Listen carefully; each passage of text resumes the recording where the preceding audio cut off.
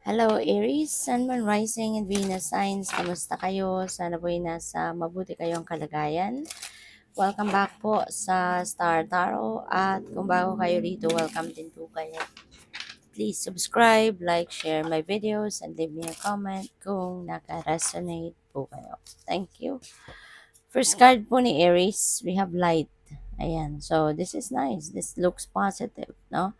Kasi mukhang maliliwanagan na yung isip ni Aries. Maaring meron ng enlightenment dito.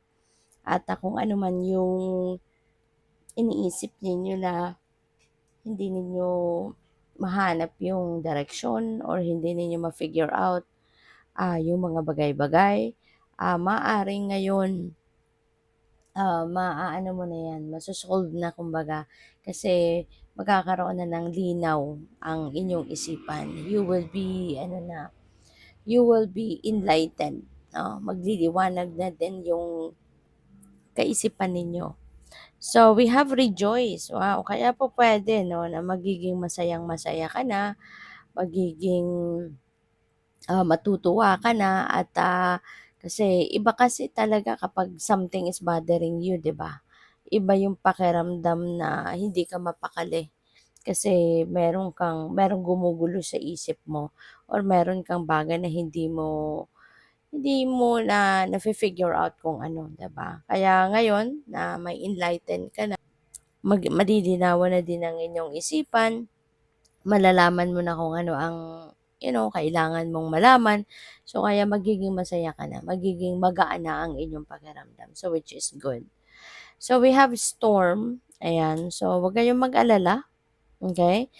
This is a warning para sa'yo na maaaring magkakaroon dito ng parang siguro problema or may mga maaring difficulty, challenge na pwede ninyong ma-encounter dito. Kaya, ah, at least magkakaroon kayo ng pagkakataon na makapag-ingat, makapag-take ng precautionary measures na meron kayong reminder na ganito, 'di ba? So, just be careful kasi pwede pa rin naman ninyong maiwasan ito at just be careful with all the things that you do, all the things that you say, 'di ba? Kasi pupuwede mo pang maiwasan ang pagdating ng bagyong 'yan, 'di ba? Kasi hindi pa nangyayari, kaya you can still do something about it.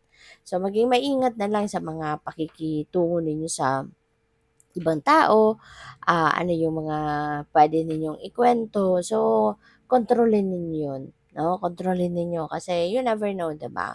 Kung ano yung, kung ano yung mga sasabihin ninyo, make sure na maingat, 'no, maingat. So, yun. By the way, maraming salamat for subscribing and if you haven't subscribed yet, subscribe na kayo.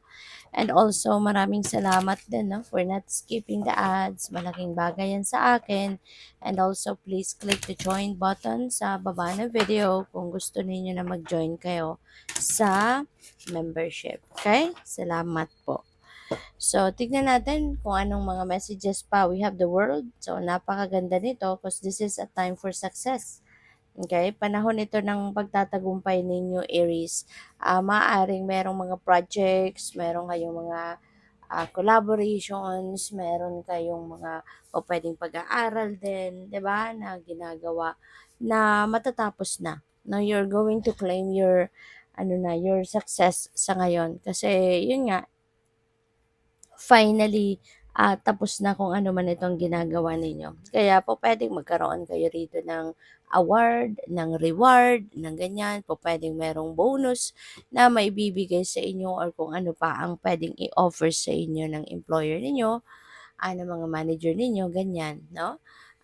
Pupuwede rin na meron ditong, sisimulang bagong ganap kasi nga the world is about ending and beginning. So, meron na kayong mga maa-accomplish, may mga maa-achieve na kayo. So, meaning that is done, tapos na 'yon. Kaya, pupuwede na meron na kayong bagong sisimulan, 'no? Maybe you're heading towards a new beginning, you're heading towards a new chapter, 'no, sa buhay ninyo at this time. Kaya, time for success, time for completion. So, deserve nyo din naman na i-celebrate ito, no? Deserve din ninyo na ipagmalaki ito because this is the fruit of your labor. This is your hard work paying off. At maari din ang iba sa inyo baka magta-travel din, no? So we have the lovers. Lovers is about relationships. So napakaswerte nito ninyo kung kunyari nandoon kayo sa puntong parang naghahanap kayo ng love life. No, for those of you na single pa, maaari ng iba sa inyo dito maybe is makakakilala kayo ng bagong tao, potential na pwedeng maging kapalagayang loob ninyo, potential na maging jowa ninyo, potential na maging ah, girlfriend or boyfriend ninyo, yung ganon, no? So, yun, this is lovers energy. And this is something na po pwedeng ikakabongga talaga, ikakasaya talaga ninyo sa ngayon. Kasi po pwedeng may pakilig, no? Yun ang napipick up ko dito. For others of you po, pwedeng meron ditong kasalan.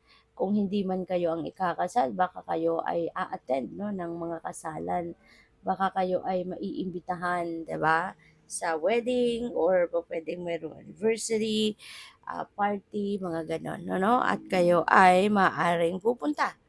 So, have fun and enjoy. So, we have the High Priestess. High Priestess is about intuition. This is about dreams.